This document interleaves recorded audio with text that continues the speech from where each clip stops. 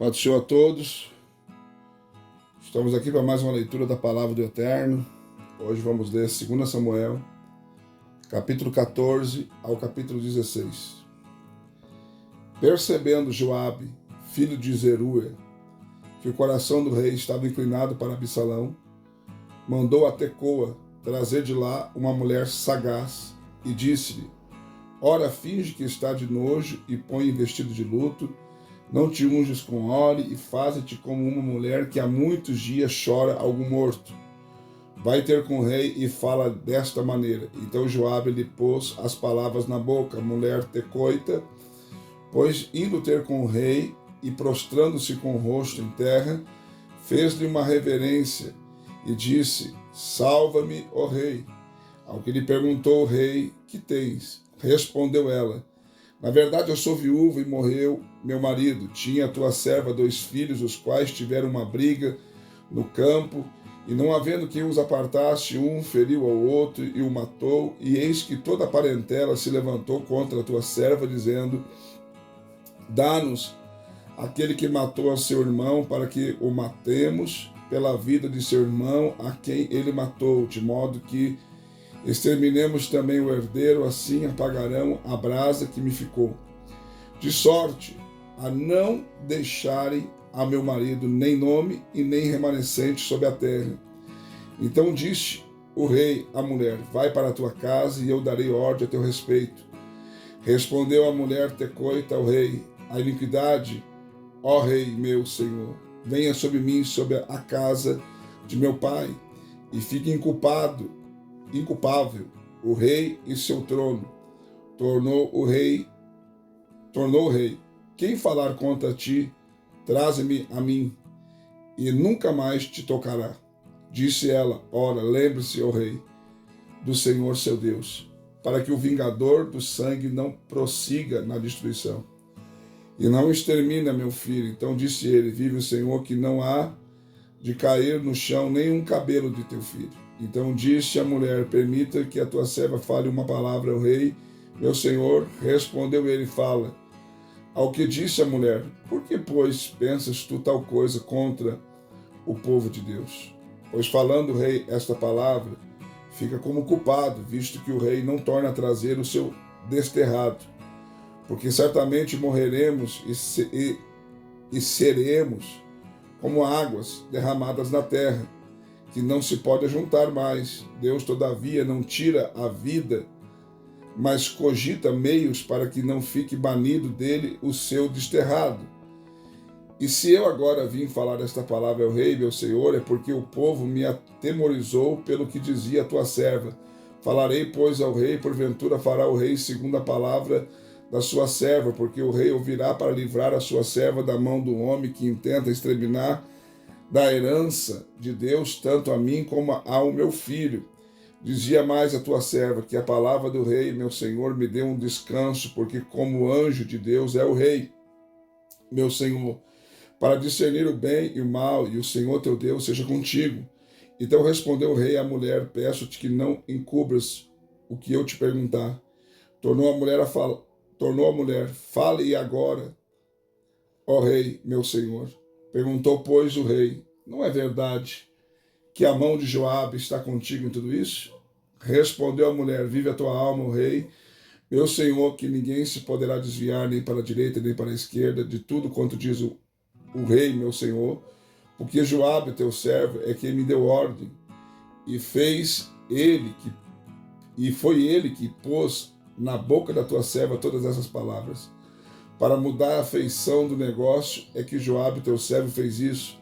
Sabe, porém, meu senhor, conforme a sabedoria do anjo de Deus, para entender tudo que há na terra. Então o rei disse a Joabe: Eis que faço o que pedes. Vai, pois, e faze voltar o mancebo Absalão. Então Joabe se prostrou com o rosto em terra e, fazendo uma reverência, abençoou o rei. E disse Joabe: Hoje conhece o teu servo que achei graça aos teus olhos, ó rei, meu senhor, porque o rei fez segundo a palavra do teu servo. Levantou-se, pois, Joabe e foi a Jesui, e trouxe Absalão para Jerusalém. E disse o rei: Torna ele para a sua casa, mas não venha à minha presença. Tornou, pois, Absalão para a sua casa, e não foi à presença do rei. Não havia em todo Israel homem tão admirável pela sua beleza como Absalão, Deus da planta do pé até o alto da cabeça, e não havia nele defeito algum. E quando ele cortava o cabelo, o que costumava fazer no fim de cada ano, porquanto lhe pesava muito, o peso do cabelo era de 200 ciclos, segundo o peso real. Nasceram a Absalão 3 filhos e uma filha, cujo nome era Tamar, e esta era mulher formosa à vista. Assim ficou Absalão 2 anos inteiros em Jerusalém, sem ver a face do rei. Então Absalão mandou chamar a Joabe para o enviar ao rei, porém Joabe não quis vir a ele, mandou chamá-lo segunda vez, mas ele não quis vir. Pelo que disse aos seus servos: vede ali o campo de Joabe, pegado ao meu, onde ele tem cevada, e de pondo-lhe fogo. E os servos de Absalão puseram fogo ao campo. Então Joabe se levantou e veio ter com Absalão. Em casa ele perguntou: por que os teus servos puseram fogo ao meu campo? Respondeu Absalão a Joabe: eis que enviei a ti, dizendo: vem cá, para que te envie ao rei, dizer-lhe para que vim de Jesur. Melhor me for estar ainda lá, agora, pois veja eu a face do rei, e se há em mim alguma culpa, que me mate. Foi, pois, Joabe à presença do rei e lhe disse. Então o rei chamou Absalão, e ele entrou à sua presença do rei, e se prostrou com o rosto em terra diante do rei, e o rei beijou Absalão. Capítulo 15. Aconteceu depois disso que Absalão adquiriu para si um carro e cavalos, e 50 homens que corressem diante dele. Levantando-se Absalão cedo, parava ao lado do caminho da porta, e quando algum homem tinha alguma demanda para vir ao rei a juízo, Absalão chamava-se e lhe dizia: de que cidade és tu? E dizendo ele: de tal tribo de Israel é o teu servo, Absalão lhe dizia: olha, a tua causa é boa e reta, porém não há da parte do rei quem te ouça.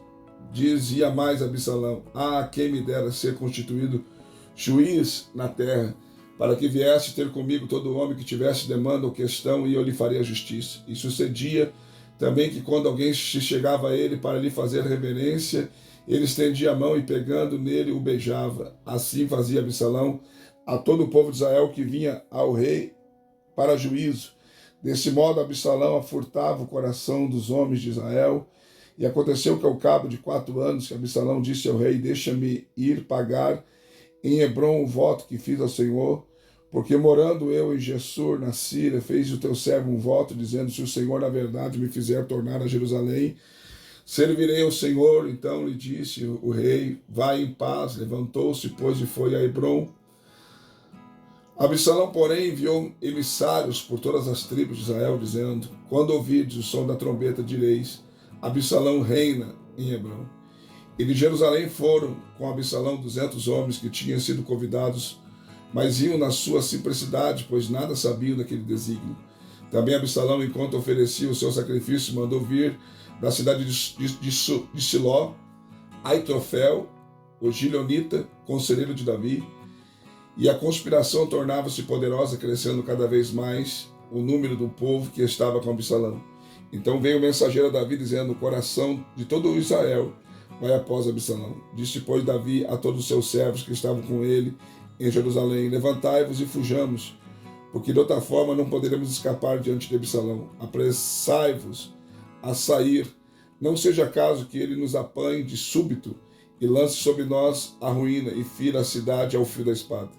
Então os servos do rei lhe disseram: eis aqui os teus servos para tudo quanto determinar o rei nosso senhor. Assim saiu o rei com todos os de sua casa, deixando, porém, 10 concubinas para guardar a casa. Tendo, pois, saído o rei com todo o povo, pararam na última casa. E todos os seus servos iam ao seu lado, mas todos os quereteus, e todos os pereteus, e todos os giteus, 600 homens, que os seguiram de Gate, caminhavam diante do rei. Disse o rei a Itai, o giteu: por que irias tu também conosco?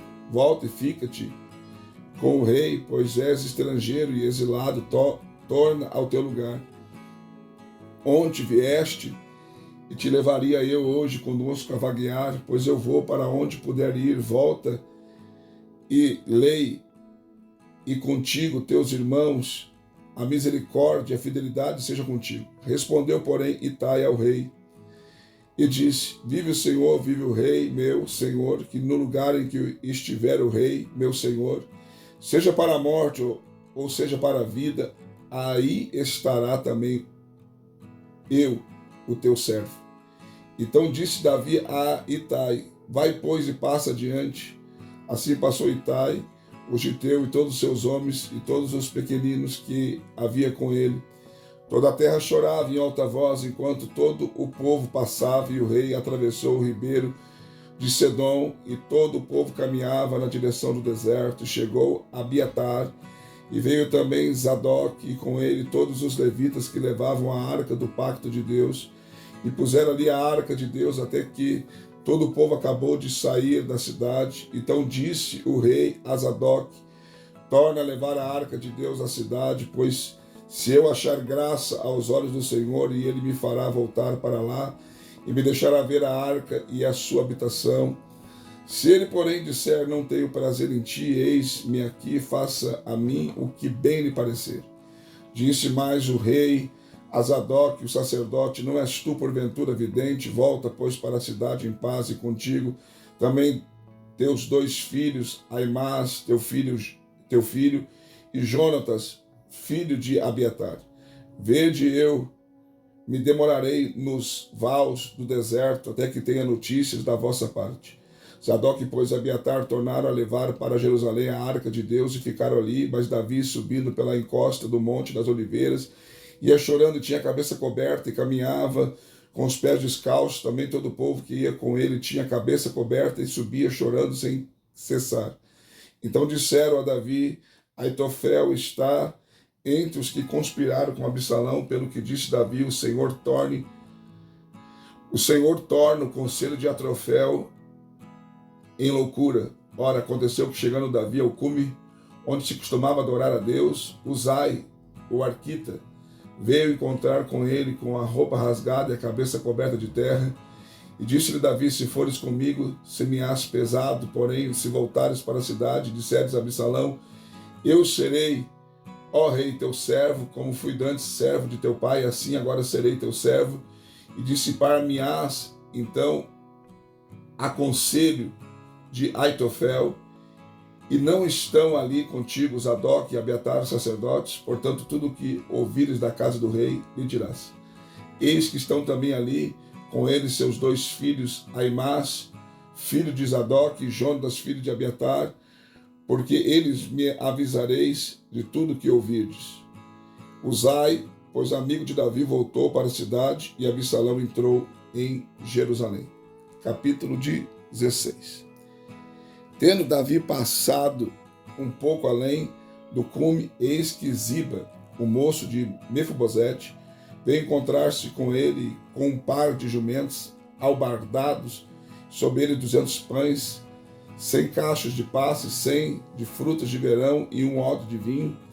Perguntou, pois, o rei a Ziba: que pretendes com isso? Respondeu Ziba: os jumentos são para a casa do rei, para que se montarem neles, e o pão e as frutas de verão para os moços comerem, e o vinho para os cansados no deserto beberem. Perguntou ainda o rei: e onde está o filho de teu senhor? Respondeu Ziba ao rei: eis que permanece em Jerusalém, pois disse: hoje a casa de Israel me restituirá o reino de meu pai. Então disse o rei a Ziba: eis que tudo quanto pertencia a Mefibosete é teu. Ao que Ziba, inclinando-se, disse: que eu ache graça aos teus olhos, ó rei, meu senhor. Tendo o rei Davi chegado a Baurim, veio saindo dali um homem da linhagem da casa de Saul, cujo nome era Simei, filho de Gera, e adiantando-se proferia maldições, também atirava pedras contra Davi e todos os seus servos, e ainda que todo o povo e todos os valorosos iam à direita e à esquerda do rei.